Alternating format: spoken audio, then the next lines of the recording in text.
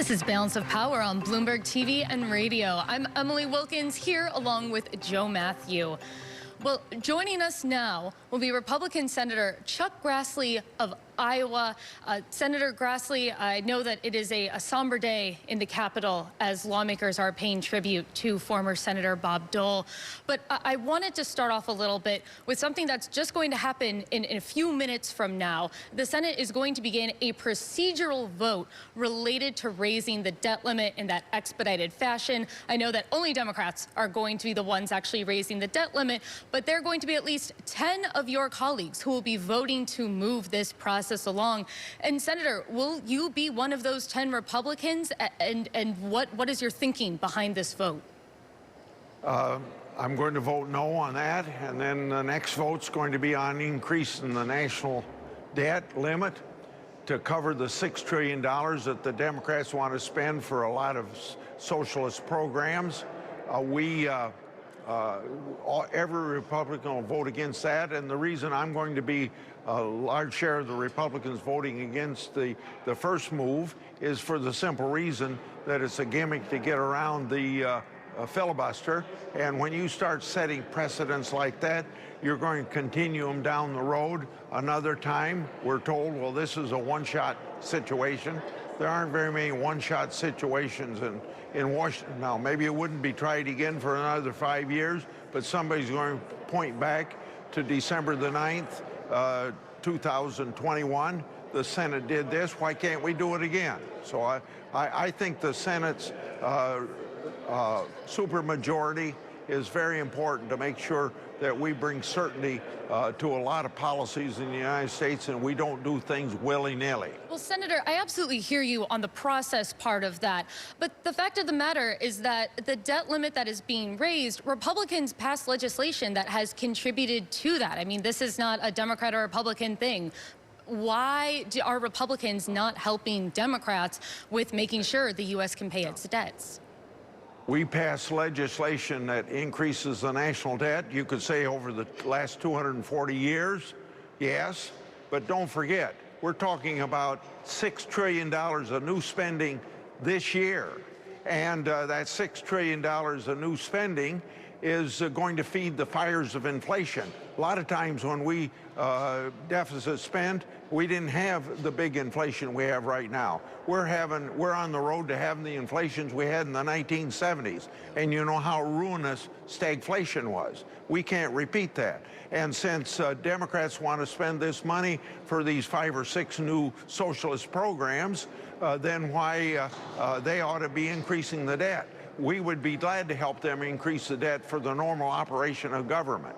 Senator, this wouldn't be happening today without the involvement of Senator Mitch McConnell. Did he do the wrong thing then by agreeing to this deal?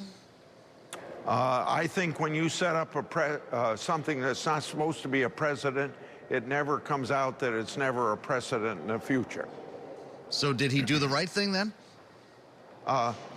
You'll have to ask him that. I'm telling you how I'm voting. You asked me how I voted. I'm not afraid to tell you how I'm voting, and I think it's a bad precedent. I'd like to ask you, with all of this said, Senator, as you look around the Capitol, the argument over the debt limit, bringing it to the brink on a repeated basis, the months-long debate over stimulus in the economy, the social spending plan that President Biden has been pushing for, I would just wonder what went into your thinking to take another dip here. There's so much talk about dysfunction in the U.S. Capitol and specifically in the U.S. Senate. Why would you want another term? Well, I think St. Francis said you ought to use every day of your life to do good. And I've got an opportunity to continue to do good for the people of Iowa. Senator, you also recently passed, introduced legislation to address the current opioid epidemic in the country. I wanted to see if you could comment, what is the future path forward you see of that legislation?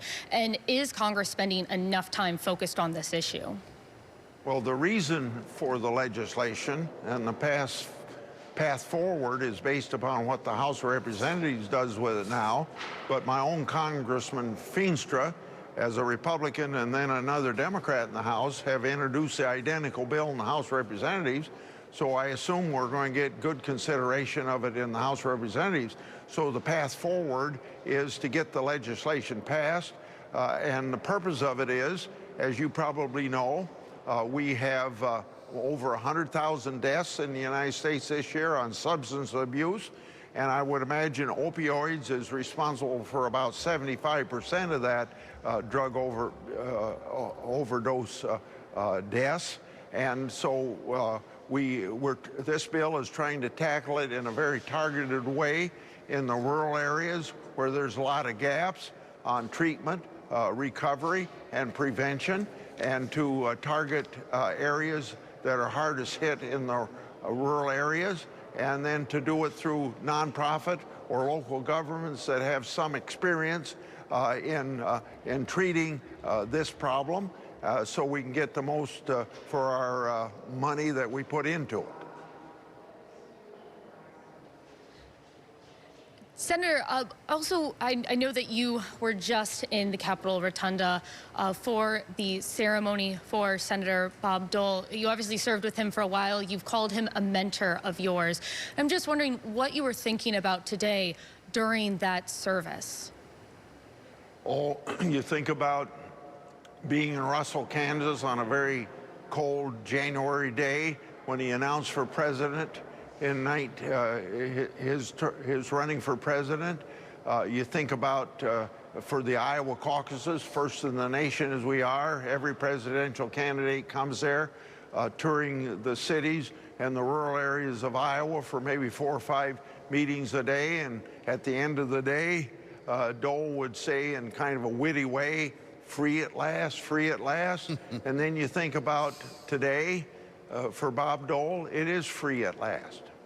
With that said, Senator, in noting your re-election campaign, as the most senior member of the Senate, how does that inform the role that you want to play going forward in this body? Well, I want to play the role forward in this sense that as long as I can do my work, I want to continue helping the people of Iowa, help to continue improve our society.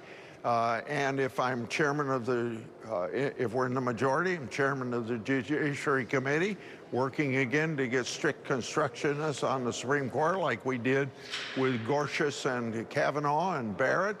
Yep. And looking out for the agricultural interests of my state, because it's so important. But the most important thing is any senator you got 2 choices. You got life, liberty, and the pursuit of happiness. Yep. And having that work for America, or you're going to have a bunch of federal bureaucrats making all the decisions for you. And I like the freedom and the liberty that has made America great, and let each person work to their own good to accomplish what they want to accomplish and get ahead the way they want to accomplish to get ahead, not the government telling them how to do it. We hear you, Senator. Thank you, Senator Chuck Grassley, Republican from Iowa, joining us today on Balance of Power.